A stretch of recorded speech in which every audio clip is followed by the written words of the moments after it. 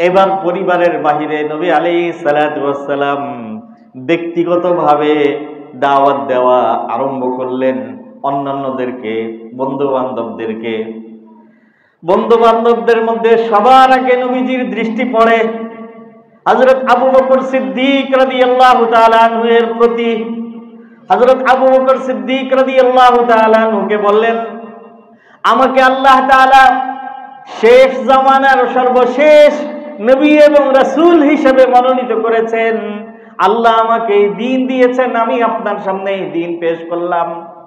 হযরত আবু বকর সিদ্দিক রাদিয়াল্লাহু তাআলা আনহু পুরা বক্তব্য শোনার পরে এক কথায় মন্তব্য করলেন, সাদাক্তা ইয়া মুহাম্মদ সাদিকি, হে আমার বন্ধু আপনি সত্য বলেছেন।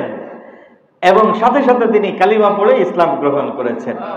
হুজুর পাক আলাইহিস সালাতু ওয়াস সালাম বলেন যে আমি যত মানুষকে ইসলামের দাওয়াত দিয়েছি, ওই যে আলী রাদিয়াল্লাহু তাআলা আনহুর কথা আমি মাত্র শুনাইলাম, নবীজি বলেন যত মানুষকে আমি ইসলামের দাওয়াত দিয়েছি সবাই হয়তো একটু চিন্তা করি এই কালকে পরশু মানে কোনো না কোনো সামান্য হলেও নেগেটিভ উত্তর আমি পেয়েছি, কিন্তু একমাত্র আবু বকর যার সামনে ইসলামের দাওয়াত পেশ করার পরে এক মুহূর্ত বিলম্ব করে নাই, সাথে সাথে বলছে যে আমি কালিমা পড়ার জন্য প্রস্তুত।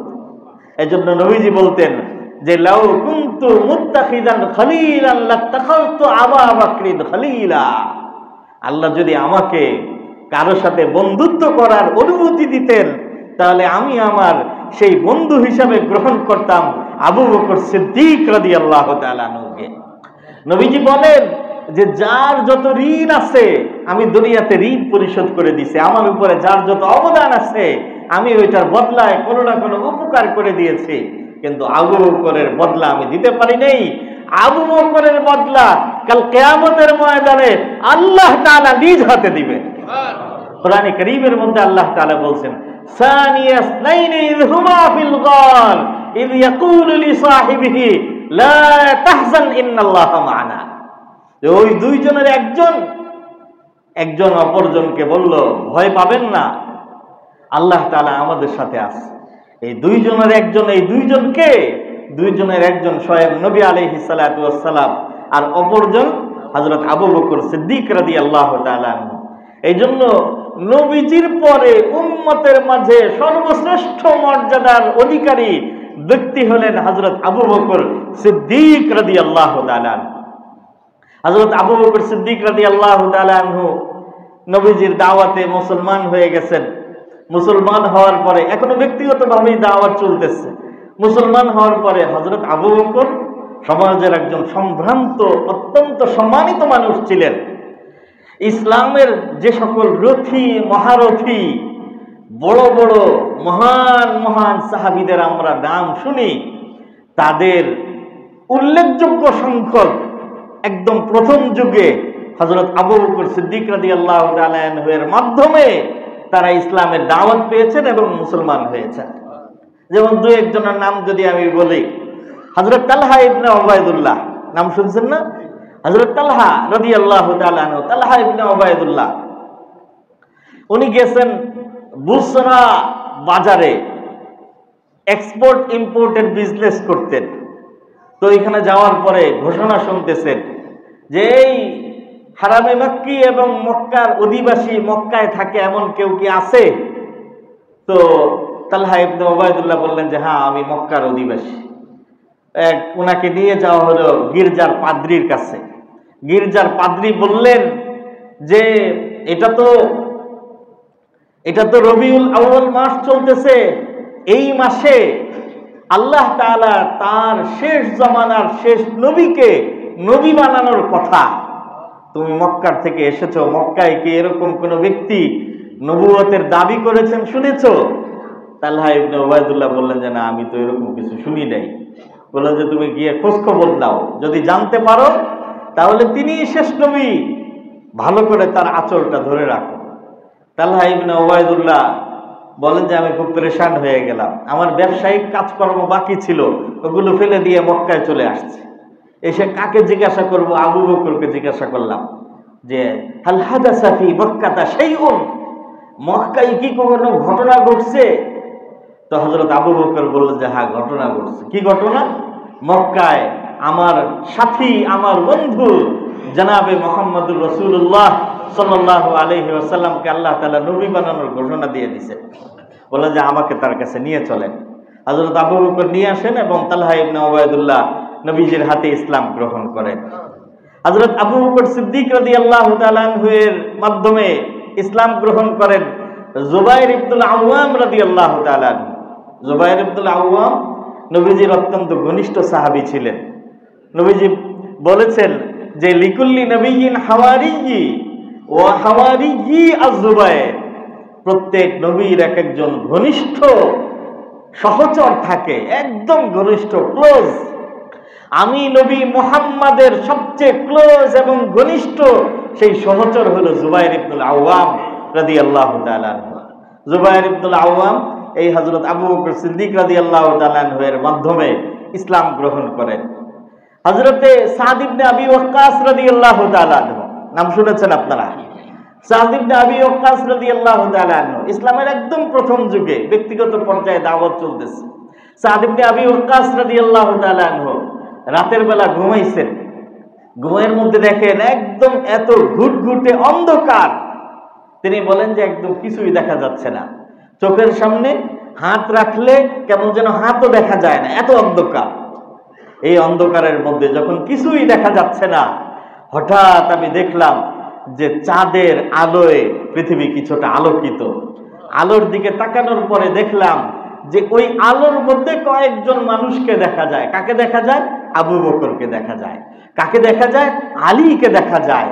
কাকে দেখা যায়? যায়েদ ইবনে হারিসাকে দেখা যায়। আর কাউকে দেখা যাচ্ছে না। তো আমি গিয়ে ওই চাঁদের আলোর কাছাকাছি গিয়ে দেখলাম ওইটা চাঁদ নয়, ওইটা ছিল মুহাম্মদুর রাসূলুল্লাহ সাল্লাল্লাহু আলাইহি ওয়াসাল্লামের আলো। আমি ওই আলোয় আলোকিত হওয়ার জন্য নিজেকে পেশ করে কালিমা পড়ে মুসলমান হয়ে যাই। যখন তিনি ইসলাম গ্রহণ করেন, সাদ ইবনে আবি ওয়াক্কাসের বয়স ছিল তখন 16 বছর, একদম কম বয়সী, 16 বছর কম বয়সী একজন সাহাবী। তিনি ইসলাম গ্রহণ করছেন। তিনি স্বপ্ন দেখে পরের দিন সকালবেলা ইসলাম গ্রহণ করছেন। ইসলাম গ্রহণ করে সকালবেলা যখন বাড়িতে আসছেন, ওনার মা শুনছেন যে সাদ মুসলমান হয়ে গেছে। মুসলমান হয়ে গেছে মানে তখনকার দৃষ্টিতে ধর্ম ত্যাগ করেছে। তো হযরত সাদ ইবনে আবি ওয়াক্কাসের আম্মা বলছেন যে তুই যতক্ষণ পর্যন্ত মুহাম্মাদের এই ধর্ম ত্যাগ না করবি ততক্ষণ পর্যন্ত আমি খাবার দাবার বর্জন করলাম, বয়কট করলাম। আমি যাকে কি বলে অনশন, আমি অনশন করলাম। তো উনি বলছেন যে অনশন করে লাভ হবে না, আল্লাহ তাআলা আমাকে যে আলো দিয়েছেন এই আলো ত্যাগ করে আমি অন্ধকারে ফিরে যেতে চাই না। কথা বলেন ঠিক না বেঠিক? তো এরপরে এক বেলা, দুই বেলা, তিন বেলা, মানে একদিন অতিবাহিত হয়ে গেছে, 2 দিন চলে গেছে, 3 দিন চলে গেছে। 3 দিন পরে যখন একজন মানুষ 3 দিন যদি না খায় তাহলে কি অবস্থা তার?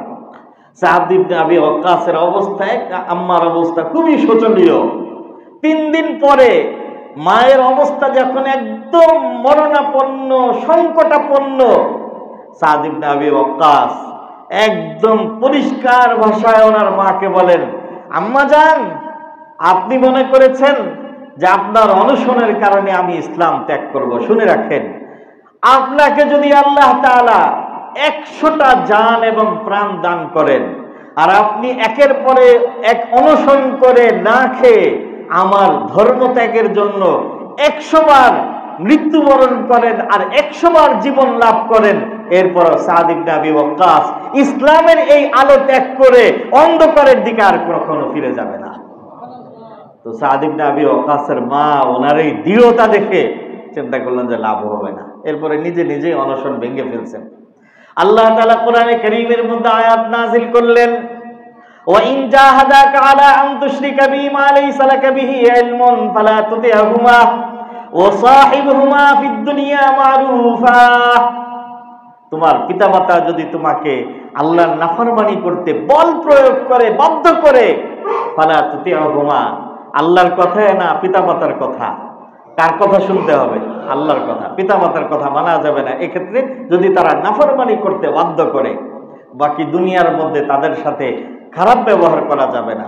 ওয়াসাহিবহুমা ফিদ দুনিয়া মারুফা, দুনিয়ার মধ্যে পিতামাতা হিসাবে তাদের যথাযথ সম্মান প্রদর্শন করে যেতে হবে, কিন্তু তাদের কথায় নাফরমানিও করা যাবে না। তো আমি বলছিলাম যে এভাবে ব্যক্তিগত পর্যায়ে ইসলামের যাত্রাটা আরম্ভ হয়। মোহতারাম উপস্থিতি, এখানে একটা বিষয় আমাদের জন্য লক্ষ্য করার, একটু খেয়াল করে দেখেন, আলী যদি নবী পরিবারে না থাকতেন তাহলে তিনি এত তাড়াতাড়ি দাওয়াত পেতেন না। যায়েদ ইবনে হারিসা নবী পরিবারের সদস্য না হলে এত তাড়াতাড়ি দাওয়াত পেতেন না। হযরত খাদিজাতুল কুবরা নবীজির স্ত্রী না হলে এত তাড়াতাড়ি দাওয়াত পেতেন না। এই জন্য আমাদের পিতামাতার নির্বাচনের ক্ষেত্রে তো মানুষের কোনো ভূমিকা নাই। এটা আল্লাহ তাআলা কাকে কার ঘরে আল্লাহ তাআলা পাঠাবেন এটা আল্লাহর ইচ্ছা। কিন্তু মানুষের একটা গুরুত্বপূর্ণ একটা নির্বাচন আছে, সেটা হলো বিবাহের ক্ষেত্রে পাত্রপাত্রী নির্বাচন। কথা বলেন ভাই। পাত্রপাত্রী নির্বাচনের ক্ষেত্রে মানুষকে অত্যন্ত সতর্কতার সাথে সতর্ক কদম রাখা উচিত। একটা ভালো পরিবার এটা আপনার একটা ভালো ভবিষ্যতের নিশ্চয়তা দিবে। একটা ভালো পরিবার, একটা ভালো পাত্র এবং ভালো পাত্রী নির্বাচন। কথা বলেন। ঠিক তদ্রুপ ভাবে আমি আপনি কার সাথে উঠা বসা করব, আমার সার্কেল। হযরত আবু বকর সবার আগে ইসলামের দাওয়াতটা পেয়েছেন কেন? কথা বলেন। নবীজির সাথে তার সম্পর্ক ছিল এই কারণে। এই জন্য দুনিয়ার এই সম্পর্কটা এটা নিছক একটা সম্পর্ক না। আমাদের উচিত এই সম্পর্কটা যেন আমাদের আখিরাত বিনির্মাণের মাধ্যম হয়, ওইভাবে যেন আমরা আমাদের সম্পর্কটাকে নির্বাচন করি। আল্লাহ তাআলা আমাদেরকে তৌফিক দান করুন। আমিন।